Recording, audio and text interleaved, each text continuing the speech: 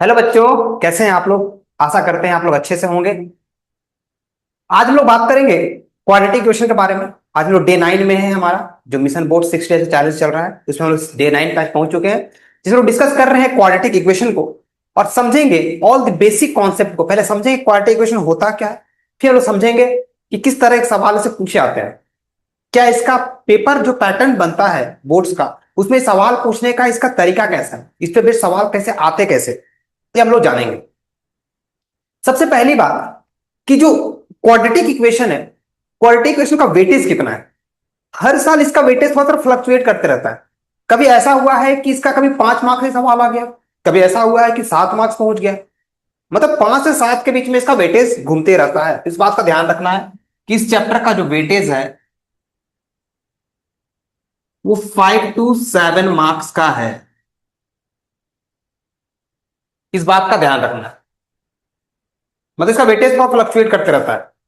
इसमें जो बात करने योग्य चीज है, समझिए ध्यान से। अगर इस चैप्टर को आप अच्छे तरीके से समझना चाहते हैं तो एक चीज आपको अच्छे से आना चाहिए, that is middle term splitting. मेरी बात समझिए ध्यान से। हो सकता है मैं आपको थोड़ा बहुत हिंट इसके बारे में दे दूं, ये पॉसिबिलिटीज है। मैं इसके बारे में हल्का फुल्का मैं बता दूं, सवाल में हर जगह ये यूज होगा। इसके बिना सवाल बनेगा ही नहीं। इसका तरीका भी है सॉल्व करने का। सेकंड हम लोग पढ़ेंगे सिद्धाचार्य मेथड, फॉर्मूला मेथड, लेकिन it is a lengthy process, बहुत ही लेंथी प्रोसेस है। ये सवाल अगर आता है, नॉर्मल सवाल अगर पूछ रहा है, सवाल में यूज हो रहा है, क्वाड्रेटिक इक्वेशन के इक्वेशन आ रहे हैं और आपको मिडिल टर्म स्प्लिटिंग दिख रहा है करने के लिए, तो फिर आपको ज्यादा इसके बारे में, आप अगर मान लीजिए कि कुछ इसके अलावा सिद्धाचार्य अगर आप लगा रहे हैं तो आप परेशानी में। ठीक है, तो थोड़ा सा आप जरूर से समय निकाल के मिडिल टर्म स्प्लिटिंग को जरूर से देख लीजिए। Prime factorization method to find the roots, यही है middle term splitting. Prime factorization to find the roots, यही है middle term splitting. Quadratic equation अपने यहाँ पे बहुत इंपॉर्टेंस रखता है, हर जगह इसका यूज है। तो थोड़ा अच्छे तरीके से चैप्टर को पढ़िए, समझ समझ के पढ़िए।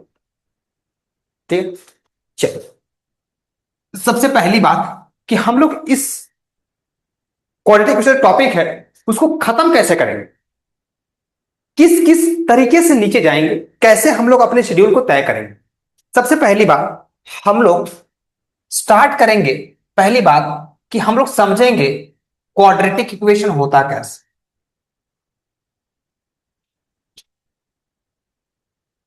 का meaning of roots. Quadratic equation में रूट्स का क्या मीनिंग है, इसको हम लोग अच्छे समझेंगे। दूसरी बात हम लोग समझेंगे जो रूट्स फाइंड करने के मेथड्स क्या है, methods to find the roots. Third, formula method, जिसको हम अभी बोल रहे थे, अभी आपके सामने ही नाम दिए, एक स्पेशल नाम दिए, श्रीधाचार्य, श्रीधाचार्य मेथड। ठीक है, एक्चुअली क्या है ना, क्वाड्रेटिक इक्वेशन के बारे में सबसे अच्छा जो स्टडी किया ना, इसका नाम आदमी बहुत कम लोग उसको याद रखते हैं, बहुत कम लोग उसके नाम को तवज्जो देते हैं, क्योंकि उसका बहुत इंपॉर्टेंस है। अगर क्वाड्रेटिक इक्वेशन अगर पढ़ पा रहे हैं, उसके बारे में सही तरीके से स्टडी कर पा रहे हैं, तो उसके बारे में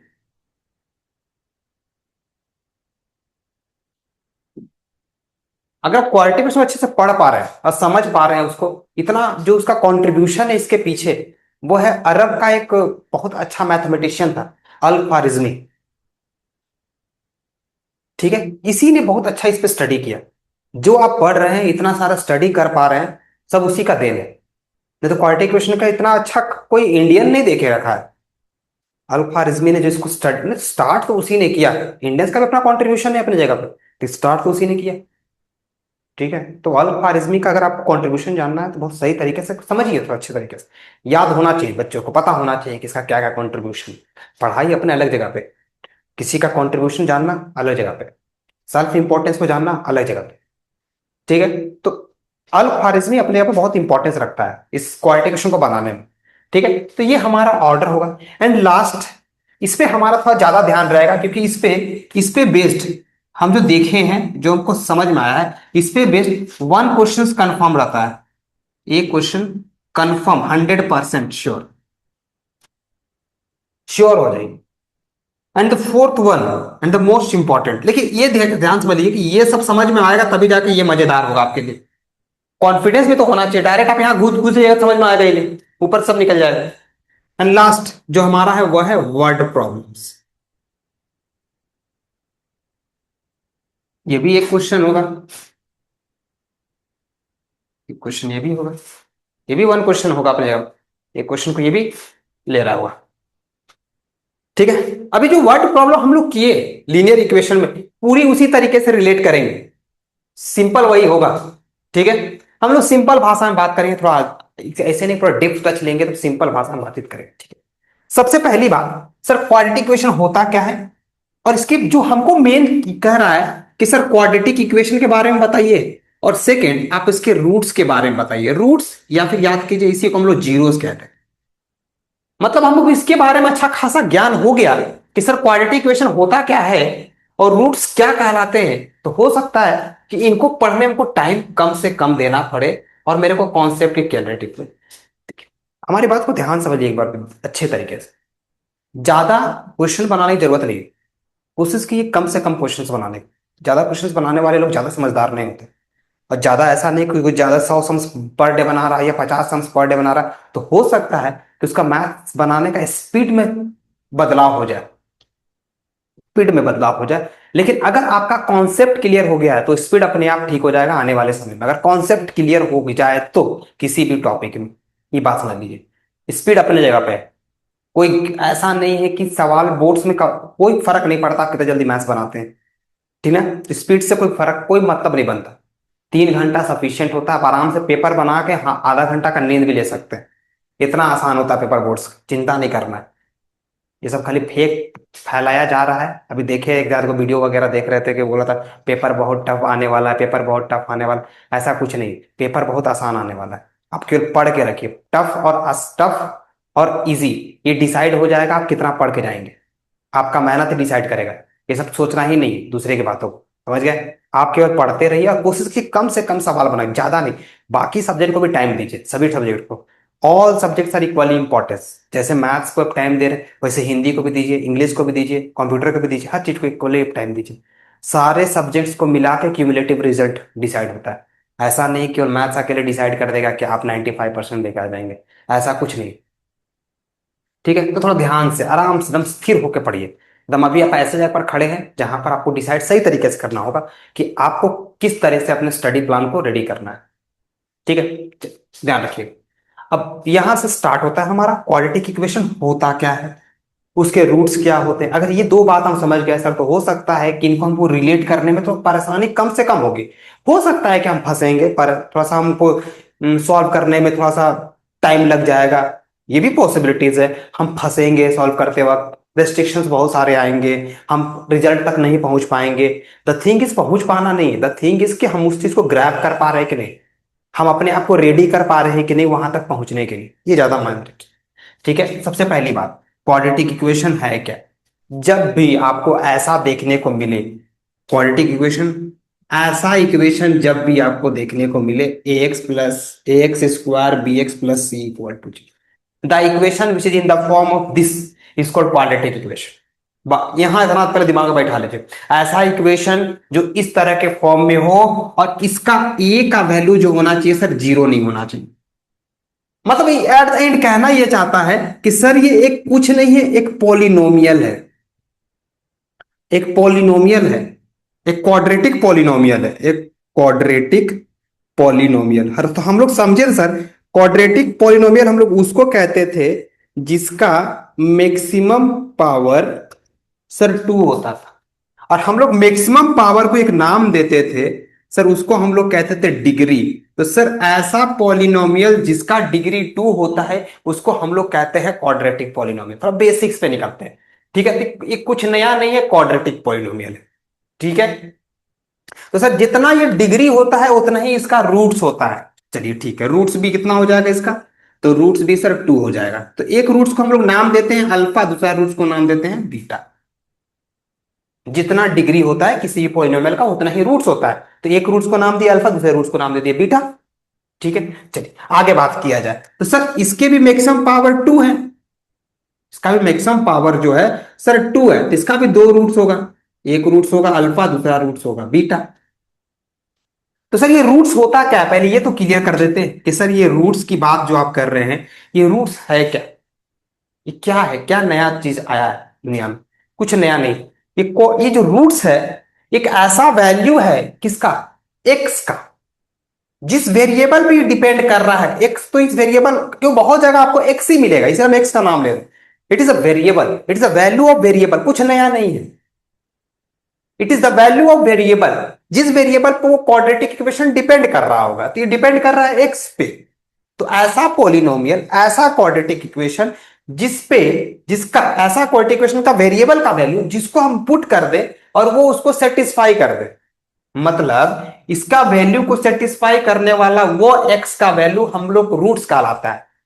एक्स का वैल्यू हम डालेंगे और इसको सेटिस्फाई कर ले तो हम लोग बोलेंगे रूट्स है। जैसे अगर हम कह रहे हैं कि sir x plus one equal to zero, तो x का वैल्यू कौन सेटिस्फाई करेगा इसमें, तो x का वैल्यू -1 सेटिस्फाई करेगा।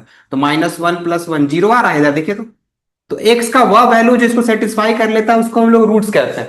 तो हम लोग कहेंगे कि सर x इक्वल टू -1 क्या है, तो सर इस इक्वेशन के लिए रूट्स है। बात समझ में आ रहा है क्या बोल रहे हैं? तो ऐसा x का वैल्यू जो इसको सेटिस्फाई कर ले, हम लोग उसको कहेंगे कि सर वो रूट्स था। तो इसी तरह से दो वैल्यू निकल के आता है जिसको हम लोग क्वालिटी इक्वेशन का रूट्स कहते हैं, जिसको नाम देते हैं हम लोग अल्फा एंड बीटा। ठीक है, उसको इंटरेस्टिंग, मैथ्स को इंटरेस्टिंग बताने बनाने के लिए ये सब ग्रीक वर्ड का यूज किया गया, alpha beta gamma delta theta, ये सब ग्रीक वर्ड है। तो ऐसा नहीं जरूरी आपको ही यूज करना है, आप कुछ और मान लीजिए, ए और बी मान चुके हैं ना, आप पी और क्यू मान लीजिए, कोई दिक्कत वाला बात नहीं, आगे बढ़ जाइए। समझ पा रहे हैं? ध्यान रखिए, ये सब अल्फा और बीटा खेल कंफ्यूज करने के लिए चिंता का विषय नहीं है, ध्यान रखिए बस केवल, तो कुछ नहीं। अब पी और क्यू मान के चलिए, कोई दिक्कत वाला बात नहीं। ठीक है, अब थोड़ा और बात को ध्यान रखना है। ठीक है, अब यहां से अल्फा और बीटा के बीच में सर एक रिलेशन होता है, जैसे हमने क्वाड्रेटिक पॉलिनोमियल में लिख दिया, तो क्वाड्रेटिक पॉलिनोमियल था ax square bx plus c equal to 0। यहां से दो रूट्स निकला सर अल्फा और बीटा। तो यहां से एक चीज क्लियर हो जाइए कि अल्फा प्लस बीटा जो होता है वो होता है -b/a, और alpha into beta c/a। Sir ये चैप्टर 2 में आपने पढ़ा था, इसको एकदम साथ साथ लेके चलना है। मूवी देखे हैं ना, साथ साथ है, इसको साथ साथ है वाला चीज है, इसको जहां क्वाड्रेटिक दिखा इसको साथ साथ लेके चलना है। जैसे ही इसको घुमाते रहना है अपने साथ साथ, जहन में उतार लेना है कि नहीं बाबू तुम मेरे साथ ही रहोगे, तुमको छोड़ेंगे नहीं। जहां मिलेगा हम सोचेंगे बैठ के इसके बारे में थोड़ा सा, जहां रूट्स दे दिया हम इसके बारे में 2 मिनट सोचेंगे। समझ पा रहे हैं? 2 मिनट सोचेंगे हम इसके बारे में। समझ, जैसे मान लीजिए हमने दे दिया सवाल है कैसे करके, x square minus k x plus q equal to 0, ऐसा करके क्वाड्रेटिक इक्वेशन दे दी। सोचिए हम क्यों ऐसा बोल रहे हैं, ये समझिए ध्यान से। X square minus k x plus q equal to 0, और बोले इसका दो रूट्स है सर, एक रूट्स अल्फा है दूसरा रूट्स बीटा है, अल्फा का वैल्यू बीटा का वैल्यू 3 है। बात समझ पा रहे हैं क्या बोल रहे हैं हम बोले कि ठीक है सर, एक क्वाड्रेटिक इक्वेशन आपको दे दे रहे हैं, x square minus k x plus q equal to 0, उसमें अल्फा का वैल्यू 2 है और क्यू का वैल्यू, सॉरी अल्फा का वैल्यू 2 है और बीटा का वैल्यू 3। आपको बताना है कि के और क्यू क्या होगा। ठीक है, तो अब यहां से एक चीज क्लियर है, बहुत सारे बच्चे सोचेंगे सर ठीक है ये तो अल्फा और बीटा का वैल्यू ऐसा वैल्यू है जो सेटिस्फाई कर रहा है। ठीक है, तो हम क्या करते हैं, इस वैल्यू के चिपका देते हैं। जब इसको सेटिस्फाई कर रहा है तो उसको डालेंगे तो उसको सेटिस्फाई करेगा। तो आपके पास ये भी एक ऑप्शन है, अगर वो भी ऑप्शन है कि आप अल्फा का वैल्यू और बीटा का वैल्यू उसमें चिपका दीजिए, उसमें ले जाके आपका काम हो सकता है, पॉसिबल है, तुरंत बन सकता है, ये भी पॉसिबल है। समझ पा रहे हैं हम क्या बोलना चाहते हैं? हम कह रहे हैं कि अल्फा का वैल्यू और बीटा का वैल्यू यही ना एक्स का वैल्यू था जिसको सेटिस्फाई कर रहा था, इसका वैल्यू को पुट कर दीजिए, पॉसिबल है। लेकिन मेरे पास एक और मेथड भी तो है सर, मेरे को ये पता है, हमने तुरंत बताया कि सर इसको हम जहन में उतार चुके हैं, alpha plus beta minus b/a। Alpha का वैल्यू सर 2 है, बीटा का वैल्यू 3 है, माइनस बी का वैल्यू कितना है सर, तो -k, तो माइनस माइनस के। समझ पा रहे हैं क्या बोले? बी का वैल्यू, ये तो बी का वैल्यू है ना -k, और ए का वैल्यू है सर 1। तो 2 + 3 हो गया 5, माइनस माइनस प्लस के, देखिए के का वैल्यू डायरेक्ट निकल गया। अल्फा इंटू बीटा होता है c/a, अल्फा का वैल्यू 2, बीटा का वैल्यू 3, c का वैल्यू है q और a का वैल्यू है 1, तो q इक्वल टू 6। ये हो गया आंसर हमारा। समझ पा रहे हैं? कितना जल्दी निकल गया। अगर यही चीज को वैल्यू पुट करके निकालते तो वही आंसर आता, लेकिन थोड़ा सा लेंथी प्रोसेस होता वो, तो लंबा पहुंचते, पहुंचते जरूर लेकिन, और आंसर वही पहुंचते। तो थोड़ा इस तरह का सवाल पूछता है, ध्यान रखिएगा, तो इसको ध्यान रखिएगा, ठीक ना। जिसमें आपको दोनों रूट्स दिया रहेगा और दो वेरिएबल फाइंड करने बोलता है, ठीक ना। समझ पा रहे हैं कैसे सवाल पूछता है? ध्यान रखिएगा, इसमें दोनों रूट्स रूट्स गिवन होगा, ठीक ना। दोनों रूट्स गिवन होगा, और क्या फाइंड करने बोलेगा? Two variables. ऑर्डर याद रखिएगा, टू वेरिएबल्स को फाइंड करने बोलेगा। दो वेरिएबल्स होगा और दोनों को हमको फाइंड करना होगा, दो वेरिएबल्स होगा, ठीक ना। आइए ध्यान से अब थोड़ी बातचीत कर ले हम लोग रूट्स निकालने का मेथड। अच्छा, अभी ना हम पहले हम डिस्कस किए थे, और अभी सैंपल पर अपने जो पिछला लेक्चर हमारा जो था जिसमें हम लोग कोऑर्डिनेशन डिस्कस किए हैं, उसमें भी हम बोले थे कि बहुत ज्यादा चांसेस है कि क्वाड्रेटिक इक्वेशन का ना आपको ना चार इक्वेशन दे देगा, बोले which of the following is a quadratic equation, ऐसा कर। समझ में आ रहा है? Which of the following is a quadratic equation, ऐसे करके सवाल दे देगा। तो अच्छे से समझिएगा तो बहुत इजीली समझ में आ जाएगा, तो फिर बहुत दिक्कत वाली बात है, ठीक है। तो अच्छे समझिए, कह रहे हैं ना कि आपको सवाल ऐसे आता है कि विच ऑफ द फॉलोइंग, इसे चार इक्वेशन दे देगा, और उसमें से कौन सा इक्वेशन है जो क्वाड्रेटिक इक्वेशन को रिप्रेजेंट कर रहा है। तो वो चारों इक्वेशन थोड़ा सा ट्विस्टेड एंड टर्न्स टाइप का होगा, भयानक तरीके से। जैसे मान लीजिए ऐसे दे देगा, जैसे इक्वेशन दे देगा 2x+3, और यहाँ हो जाएगा x-3, यहाँ हो जाएगा x² - 5x,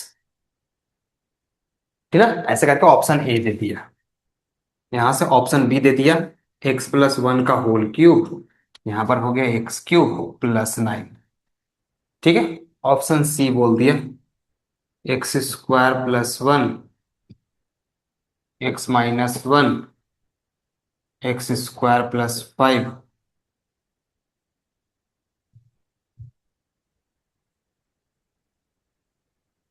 -4x,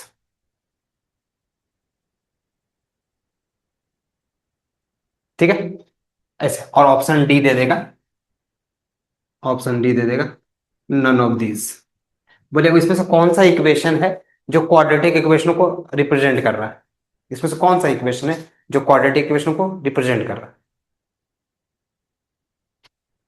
यहाँ 2x हटा देते, x+3, x+3, इसमें से कौन सा इक्वेशन जो है जो क्वाड्रेटिक इक्वेशन को रिप्रेजेंट कर रहा है, ये पूछ रहा है। तो हम लोग सबको इक्वेशन को सॉल्व करेंगे। जैसे मान लीजिए इसको सॉल्व किया गया, फर्स्ट वाले इक्वेशन को, तो ये हो जाएगा x² - 9, इसको सॉल्व कर देंगे तो x² - 5x, ठीक है। तो x² कैंसल आउट हो गया, तो यहां से आ गया 5x - 9 = 0। क्या ये क्वाड्रेटिक है? नहीं है सर, खत्म कहा।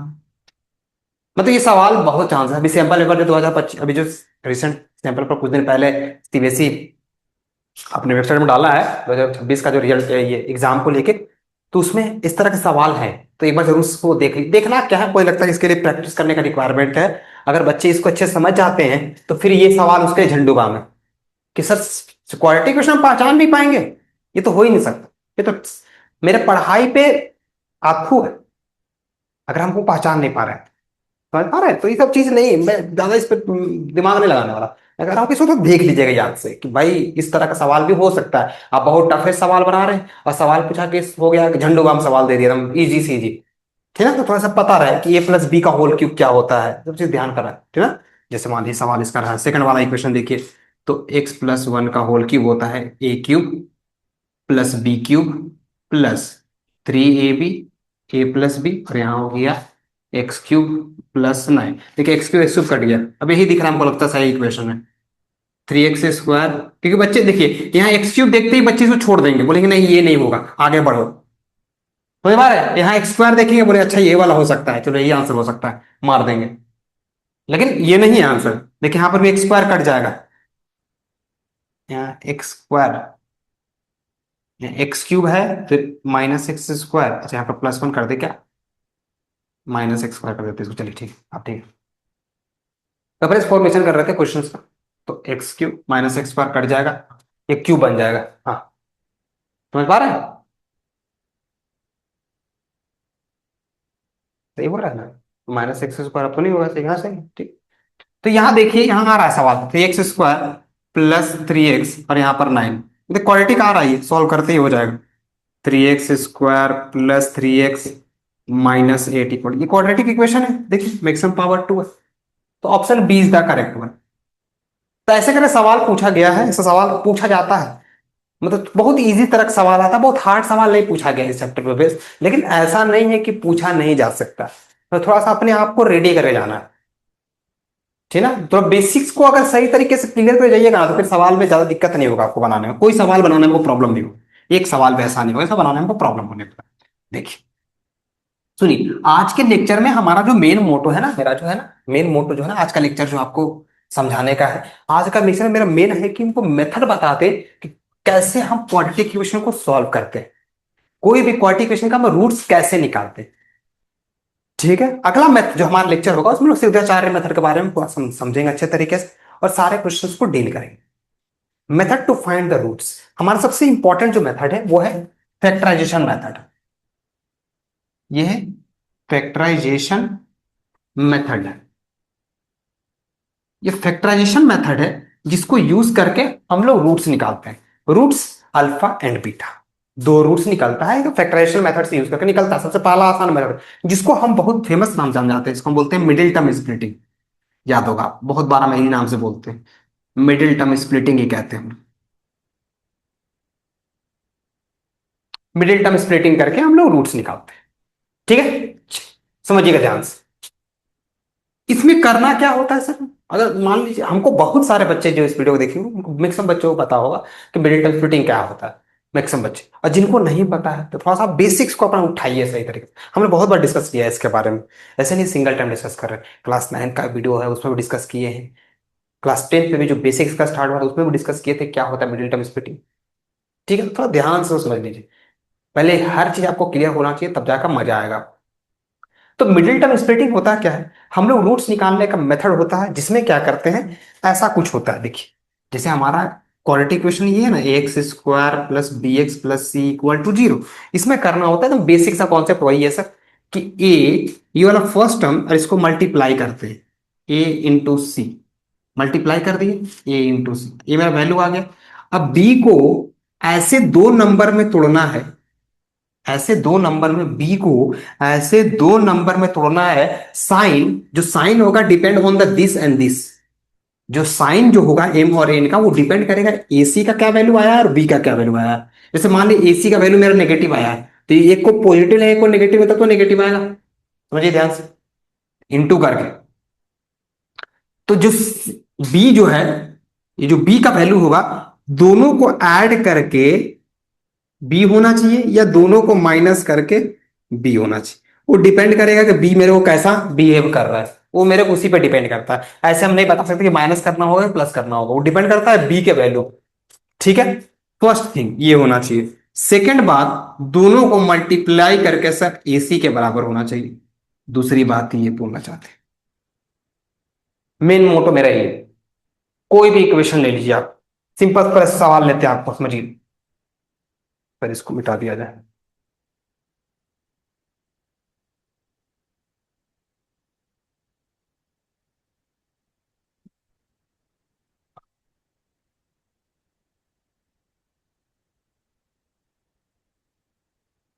मान लीजिए हमने एक सवाल ले लिया, x² minus 10x plus 20 equal to 0, छोटा सवाल ले लिया आपको, ठीक?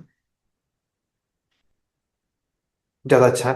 जैसे मान लीजिए आप सवाल थोड़ा सा बड़ा कर देते, सवाल को कंफ्यूजिंग कर देते अच्छा तरीका, 4 और यहाँ 5 ले लेते, ठीक है। क्या करना होता है हमको, स्टेप बताइए सबसे पहले, इसको इससे मल्टीप्लाई करना है, कर देते हैं, चलिए आइए 4 और 5, 4 इंटू 5 20, ठीक है।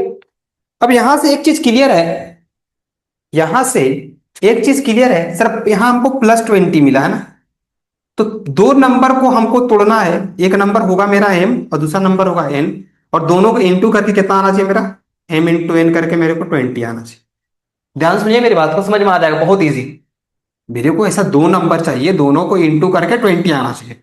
तो यहां से एक चीज तो क्लियर हो गया है, एक चीज तो क्लियर हो गया है कि सर ये दोनों नंबर जो होगा, इसमें से ये जो दोनों नंबर होगा, ये दोनों नंबर चाहे तो प्लस में होगा, क्योंकि सर प्लस इंटू प्लस मेरे को प्लस 20 प्लस आ सकता है, या फिर यहां पर माइनस इंटू माइनस चाहिए तब जाके मेरे को प्लस आएगा। अगर हम बेसिक्स पे खेल रहे हैं तो तुम्हें ध्यान से, अगर मेरे को +20 चाहिए तो हमको प्लस इंटू प्लस में प्लस आ सकता है, माइनस इंटू माइनस में प्लस आ सकता है, तो पहले तो क्लियर हो जाए मेरा ना अच्छे तरीके से, तब जाके आगे बढ़े। ठीक है, तो मतलब यहां से क्लियर हो गया कि हमको दोनों नंबर मेरा चाहे तो माइनस में होगा या प्लस में होगा। अब दोनों नंबर माइनस में होगा कि प्लस में होगा वो डिपेंड करेगा मेरे को बी का वैल्यू पे। अब बी का वैल्यू जो है, अब जो बी है मेरे पास, देखिए बी को देख रहे हैं यहां से, बी देखिए बी, बी मेरे पास कितना है तो सर -10। अभी खुद ही नेगेटिव में है तो पक्का दोनों नेगेटिव लेगा, क्योंकि इसको पॉजिटिव बना नहीं सकते, पॉजिटिव पॉजिटिव लेके हम पॉजिटिव कैसे कर सकते हैं, नहीं कर सकते, पॉसिबल है, तो ये माइनस में इसको तोड़ेंगे दो नंबर में। ठीक है, तो 10 आ सकता है जी, 4 5 20।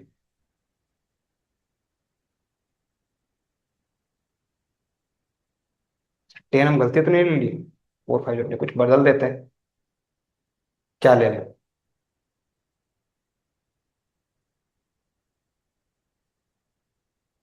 अच्छा, तो ऐसा कर दिया जाए, इसको 12 ले लीजिए। अच्छा ठीक है, अब ठीक है, चलिए इसको 12 कर देते हैं, अच्छा रहेगा। तो 10 में होता क्या कि मिल्टन स्प्लिटिंग होता नहीं, होता क्या 10 में भी, देखिए एक बार सोचिए, मेरे ख्याल से 10 में नहीं होता सर। 8 2 16, 4 5 20, फिर 9 लेना पड़ता। ठीक है, तो 10 में मेरे ख्याल से नहीं होता, हम इसको बदल दिए दैट टाइम भी नहीं होता ना, तो कैसे हम ले लिए, तो 20 16 लेना चाहिए था। चलिए ठीक है, कोई दिक्कत नहीं, उससे बात नहीं चला। राइट, कॉन्सेप्ट पाइए, कॉन्सेप्ट पे, या कॉन्सेप्ट क्लियर कर, या -12। तो -12 देखिए दो नंबर पे स्प्लिट कीजिए, इस दोनों को मल्टीप्लाई करने से मेरे को कितना आना चाहिए, 20 आना चाहिए, और ऐड करने से 12 आना चाहिए। तो पहला है सर 10 और दूसरा है 2, 10 + 2 12। देखिए मान लीजिए आप, हम तो पहचान लिए ना, आप पहचान नहीं पाएंगे, तो क्या किया जाए, 12 का 20 का सारा फैक्टर लिखिए, जो 20 आया था ना, 20 का सारा फैक्टर, किस किस के टेबल में 20 आता है, सारा फैक्टर लिखिए। देखिए 1 और 20 में तो आता ही है, 4 और 5 में तो आता ही है, और 10 और 2 में आता है। देखिए 20 का सारा फैक्टर लिखिए, तो 1 का टेबल में आता है, 20 के में आता है, 4 में आता है, 5 में आता है, 10 में आता है, 2 में आता है। देखिए 10 और 2, समझ पा रहे हैं? ये पक्का इसी में से कोई ना कोई पार्टिसिपेट करेगा, खाली पेयर ढूंढना है बस। तो 10 और 2 मेरा पार्टिसिपेट कर रहा है। अब यहाँ पर माइनस चाहिए, ये भी माइनस, और पहले डिसाइड कर चुके दोनों हमको माइनस चाहिए, तो ये माइनस में गया तो ये भी माइनस में आएगा, -10 -2 -12। मतलब यहां से मेरे पास क्लियर हो गया कि m का वैल्यू होगा -10 और n का वैल्यू हो जाएगा -2। चलिए, अब यहां से हो गया क्लियर, अब करना है स्प्लिटिंग। तो अगला स्टेप में तोड़ा जाए, तो 4x² -10x -2x = 0। यहां से कॉमन आ रहा है, 2x कॉमन आ गया, 2x - 5। यहां से क्या कॉमन आ रहा है सर, -1 कॉमन आ रहा है, 2x - 5, 2x - 5, 2x - 5 यहां से कॉमन आ गई, ये आ गया कॉमन। यहां पर बचेगा मेरे पास 2x - 1। एक बार 2x - 5 = 0, एक बार ये =0। इसको जीरो करते ही वैल्यू आ गया हमारे पास 5/2, इसको जीरो करते ही हमारे पास वैल्यू आ गया 1/। ये हमारा बेसिक सा क्वेश्चन था जिसमें हम लोग रूट्स निकाल रहे हैं। इतना आसान सवाल आपका बोर्ड्स में आने वाला है नहीं, ये कंफर्म रहिए। पहले आपको लेकिन ये चीज पता होना बहुत जरूरी है कि कैसे इनको सॉल्व करते हैं। सवाल थोड़ा सा टफनेस से निकलता है, सवाल थोड़ा सा घूम के ही आता है, थोड़ा सा बनाना पड़ता है पहले आपको इक्वेशन, बना बनाया इक्वेशन नहीं मिलता है, इक्वेशन पहले बनाना पड़ता है देन सॉल्व होता है। ठीक है, सुनिएगा, अब लेते हैं सवाल कुछ अच्छा खासा सवाल। हम अभी 3 तरह के सवाल डिस्कस किए हैं अभी आपसे। एक जिसमें दो वेरिएबल फाइंड करना पड़ेगा हमको, याद कीजिए। एक हम लोग बोले कि क्वाड्रिकेशन का फॉर्मेशन करने के बारे में, मान लीजिए वो क्वाड्रिकेशन है कि नहीं, पहचानेंगे कैसे। तो जहां पर मेरे को उस फॉर्म में इक्वेशन दिखाई देगा ax² + bx + c, उसी इक्वेशन।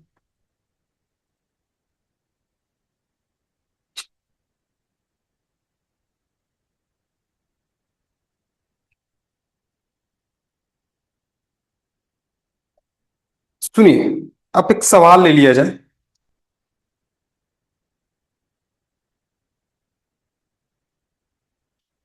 देखिए इस तरह का सवाल बहुत बार पूछा जाता है जिसमें बना बनाया इक्वेशन मिलता नहीं है, आपको इक्वेशन बनाना पड़ता है। छोटा सा सवाल ले रहे हैं, x+3, x+2, 3x-7, और ये है बाबू 2x-3। ठीक है, ये हमारा क्वाड्रेटिक इक्वेशन है, इसका पूछ रहा है रूट्स क्या हो। ठीक है, सुनिए, तो इसका रूट्स कैसे निकला, पहले ये क्वाड्रेटिक फॉर्म में है नहीं, ये ऐसा कुछ दिख नहीं रहा है, तो पहले हम इसको करेंगे, इसको क्रॉस मल्टीप्लाई, ये जाएगा इधर, ये जाएगा इधर, तो मेरे पास है x+3, यहां पर है 2x-3। ठीक है, ये इधर भागा, ये गया इधर, x+2 यहां से आ गया 3x-7, ये इससे मल्टीप्लाई होने के बाद हो जाएगा मेरे पास 2x², फिर -3x +6x -9, क्वाड्रेटिक बन जाएगा अपने आप, उस फॉर्म में आएगा ही आएगा। ये इससे मल्टीप्लाई हो गया तो ये हो गया 3x² -7x +6x -14। ठीक है, इजी है, ठीक है, सिंपल मल्टीप्लाई है, एक एक करके मल्टीप्लाई, इसको इससे किया गया, इसको इससे किया गया, इसको इससे, इसको इससे, सिमिलरली इसको इससे, इसको इससे, इसको इससे, ऐसे मल्टीप्लाई। ठीक है, 2x सबको उठा के उधर भेज देते हैं, सारे इक्वेशन को उठाते उधर भेज देते हैं, ठीक ना। तो मेरे यहां पर क्या था, तो 3x² -7x +6x -x -40, 2x² इधर गया तो -2x² -3x +6x +3x इधर गया तो -3x -9 इधर गया तो +9 इक्वल टू 0। 3x² -2x² तो सर हो गया x² -x -3x -4x -14 +9 कितना हो गया बच्चे, तो -5। ये आ गया मेरा -5, इसको स्प्लिट करना है, चलिए तोड़ दिया जाए, तो -4 को तोड़ना है, -5 को चाहिए, तो -5x + x -5 × 1 -5 -5 + 1 -4, एकदम सही हम स्प्लिट कर रहे हैं। ठीक है, अब यहां से हम लोग कर देंगे पेयरिंग, जैसे पेयरिंग कीजिएगा तो यहां हो जाएगा x-5, यहां आ जाएगा x-5 equal to 0, x-5 x-5 common ले लिए, फिर यहां पर बचेगा मेरे पास x+1, एक बार ये 0, एक बार ये 0,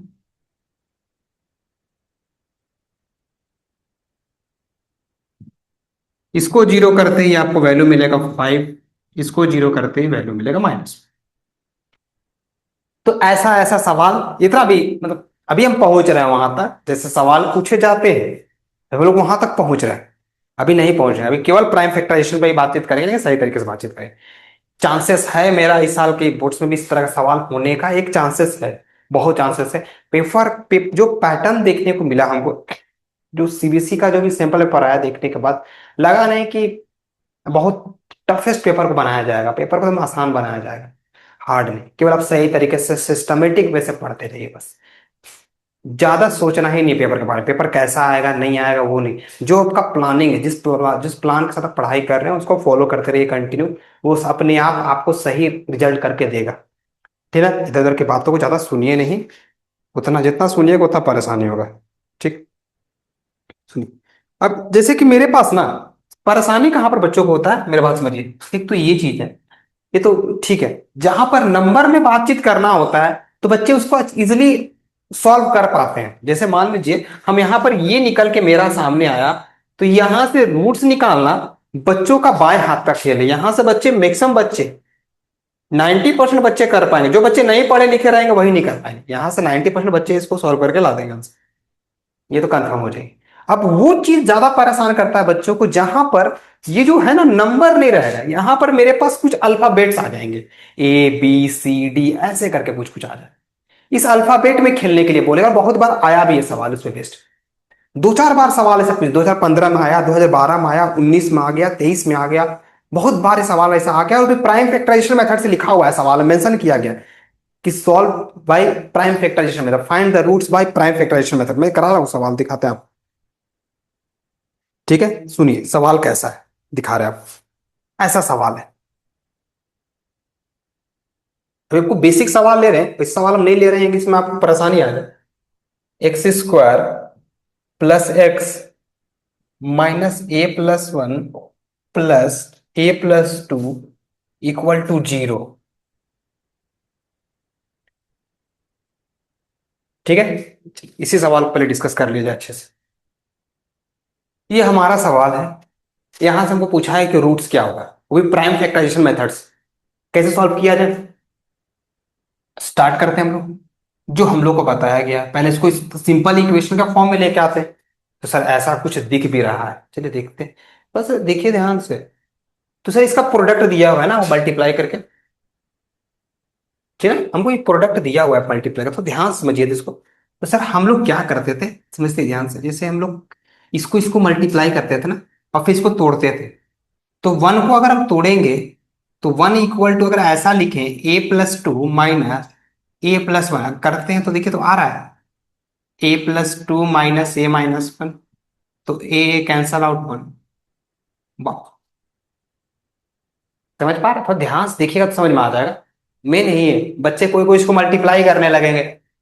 तो ऐसा मल्टीप्लाई करने का रिक्वायरमेंट है नहीं, ऐसे नहीं मल्टीप्लाई, बिना मल्टीप्लाई करने से नहीं बनेगा ऐसा कुछ नहीं। हो सकता है मल्टीप्लाई करने से बन जाएगा, जब सीधा दिख रहा है तो। मतलब यही ना करते थे हम लोग, सर यहाँ पर जो नंबर होता था इसको मल्टीप्लाई करते हैं, यहाँ पर दोनों का मल्टीपल होता था। देखिए यहाँ पर मल्टीपल होता था, 5 × 1। तो देखिए 5 × 1, फिर इसको तोड़ते थे ऐसे करके, तो 5 × 1 4। ऐसे ही ना होता था। तो सेम वही चीज है, इसको मेरा एक ये हो गया, एक ये हो गया, तो हम इसको दोनों को अगर माइनस करते हैं, A plus two minus A, तो A cancel out, two minus one one, वही आ रहा है। यहाँ पर वन है, देखिए है कि नहीं वन। खेल पकड़ना है बस। अच्छा, इस तरह का सवाल में बच्चों को प्रॉब्लम होता है बस। मैंने देखा है इस तरह के क्वेश्चंस बच्चे को दिमाग घुमा देते हैं। तो मेरा मानना है बहुत चांसेस हैं फिर वो सवाल रिपीट होने का, और डायरेक्ट लिखा हुआ हो सकता है। भगवान ना करे लिखा हुआ रहे कि आपको प्राइम फैक्टराइजेशन से बनाना है, क्योंकि वो सवाल अगर प्राइम फैक्टराइजेशन से आया, तो हमको लगता है कि थोड़ा सा आउट ऑफ द बॉक्स हो जाएगा बच्चों के लिए, थोड़ा परेशानी में फंस जाएंगे। तो ऐसा मेरा मानना है। बाकी देखा जाए तो मेरे को दिखा, सर ये वाला और ये वाला, यही मेरा अल्फा है, यही मेरा बीटा है। पर ध्यान से देखिए, तुम इसको ऐसे लिखें एक्स स्क्वायर प्लस वन, तो ये हो गया a plus two minus a plus one, और यहां पर एक्स, ये हो गया मेरा minus a plus one a plus two equal to zero. आइए बस सही तरीके से इसको और सही तरीके से कर देते हैं। अब एक्स को अंदर भेज देते हैं, तो x square plus a plus two x इधर से, minus a plus one x minus a plus one a plus two equal to zero. तो ध्यान से देखिए, यहां से कुछ कॉमन आ रहा है बच्चा, यहां से भी कुछ कॉमन आ रहा होगा, यहां से भी कुछ कॉमन आ रहा होगा, कुछ कॉमन आ रहा है तो ले लीजिए। अगर यहां से कुछ कॉमन आ रहा है, तो मेरे को जो दिख रहा है कि सर यहां से मेरे को एक्स कॉमन दिख रहा है, तो मैं यहां पर एक्स छोड़ूंगा, यहां पर प्लस है, एक्स कॉमन ले लिए, तो a plus two minus a plus one a plus one common ले लिए, तो मेरे को यहां बचेगा sir x minus a plus two equal to zero. कोई दिक्कत? अब सर यहां पर देखिए तो मेरे को x minus a plus to, यहाँ x plus a plus to दिख रहा है, तो चिंता का विषय है। अच्छा हाँ, ध्यान से, हम यहाँ पर माइनस कॉमन लिए, ध्यान से सुनिए, minus a plus one common लिए थे, यहाँ पर प्लस हो जाएगा ना। तो ध्यान से देखिए, हम माइनस कॉमन लिए sir, minus a plus one, a plus one यहाँ पर माइनस में था, तो यह प्लस हो गया, यहाँ माइनस में था तो प्लस हो गया। अब x plus a plus two, x plus a plus to क्या मतलब बनता है, इस ब्रैकेट का कोई मतलब बनता नहीं, डायरेक्ट हम स्मॉल ब्रैकेट में ही खेल लेते हैं। तो x plus a plus two, x plus a plus two common ले लिए, तो यहां पर बचा मेरे पास एक्स माइनस, अब ले सकते हैं हम लोग ब्रैकेट लगता है, हाँ, x minus a plus one equal to zero. एक बार ये जीरो, एक बार ये zero, x plus a plus two equal to zero, एक बार ये zero, x minus a plus one equal to zero. इसको जीरो करते ही आपको वैल्यू मिलेगा x equal to minus a minus two, और इसको करते ही ए प्लस। ये दो नंबर का सवाल आ सकता है। अगर इसको मल्टीप्लाई करके करते कुछ बच्चे, फिर भी बन जाता, कोई दिक्कत वाला बात नहीं, बनता ही बनता, श्योर बनता, उसको कोई बड़ी चीज नहीं, कोई बड़ी चीज नहीं होता। ठीक है, सवाल बनता, उसके बाद ही सवाल बनता, श्योर बनता। ठीक है ना, लेकिन जो सवाल है यहाँ पर जो कहना चाहता है वो उस तरीके से नहीं कहना चाहता। बहुत सारे सवाल इसी बेस्ड है, सर उनको डिस्कस कर रहा है आपके साथ। मतलब सवाल ऐसे रहेंगे कि जिसमें लगेगा अरे भाई इसको तोड़ना पड़ेगा, लेकिन बिना तोड़े ही सवाल बन जाएगा वो सही तरीके से। ठीक है, ध्यान रखिए। तो ये देखिए आज का जो लेक्चर था ना, ये लेक्चर में हमको बहुत सारा बात नहीं करना था, सभी टॉपिक को कवर नहीं करना था, अभी आपको बेसिक से कनेक्ट करना था। अगले लेक्चर में हम लोग बातचीत करेंगे all the questions of prime factorization method से, जितने भी क्वेश्चंस बोर्ड्स में पूछे गए हैं, जितने भी क्वेश्चंस आने की संभावनाएं हैं, सारे कॉन्सेप्ट को क्लियर किया जाएगा। लेकिन अभी केवल हम बातचीत करेंगे प्राइम फैक्टराइजेशन मेथड। जब तक ये मेथड आपको क्लियर नहीं हो जाएगा हम लोग आगे नहीं बढ़ेंगे, क्योंकि ये चैप्टर तभी आप सही तरीके से कर सकते हैं, ये कंफर्म हो जाइए। ये चैप्टर को आप सही तरीके से इंटरप्रेट कर सकते हैं, सही तरीके से बना सकते हैं, तभी वो सही तरीके से बनेगा जब आपके दिमाग में ये कॉन्सेप्ट बैठ जाए कि मेरे को sir prime factorization method, mid term splitting अच्छे से आता है। अगर आपको ये मेथड अच्छे से नहीं आता है, आप कितना भी जद्दोजहद कर लीजिए, कुछ भी मेहनत कर लीजिए, वो सही रिजल्ट नहीं देगा। तो इस बात को पहले अच्छे से बैठा लीजिए, इस बात को पहले आप अच्छे से क्लियर हो जाइए। आप कितना मेहनत कर लीजिए सर, ये कंफर्म हो जाइए, हम हो सकता है कि एक आध फिर हम थोड़ा सा आगे बढ़ के और भी क्वेश्चंस करा दें, उससे फर्क नहीं पड़ने वाला। कह तो रहे हैं, अगर मान लीजिए कि ये चीज हम सोच पा रहे हैं, ये आपको सोचना होगा। ये मैं यहाँ पर खड़े खड़े सोच पा रहा हूँ, अगर आप सोचने लगे तो ये मेरे लिए जीत है। ये सोचना होगा आपको, इंटू नहीं करना होगा। ये इंटू वाला काम आपको पकड़ना होगा पहले कि नहीं सर, सर ने बोल अगर ये दिया है तो कुछ तो इसका, आपको मेरे घुमाने का कुछ तो कुछ इसका औचित्य बना होगा, हमको नहीं घूमना है। ठीक है, तो देख लीजिए अच्छे तरीके से और आराम से स्थिर होकर चलिए। आज हमारा डे 9 था, डे 9 को हम लोग बेसिक्स में क्लियर की। डे 10 में हम लोग अपना जो भी चीजें थे, जो बेसिक क्वेश्चंस रहेगा हमारा प्राइम फैक्टराइजेशन, पहले हमारा प्राइम फैक्टराइजेशन पे बेस्ड क्वेश्चंस को डील किया जाएगा। और सारे अभी हम लोग बोल तो रहे हैं, प्रॉब्लम यहीं पर होती है जहां पर हमारा वेरिएबल नंबर्स में नहीं रहे, जो नंबर में नहीं खेले। नंबर में रहता तो अच्छे से बन जाता है, आराम से क्वेश्चन बन जाता है, तो कोई दिक्कत वाला बात था नहीं, वो तोड़ पाते हैं आराम से। ठीक है, तो कल हम लोग मिलेंगे डे 10 में। आज के लिए इतना ही। स्वस्थ रहेंगे, हैप्पी रक्षाबंधन सभी को, सभी बहनों को।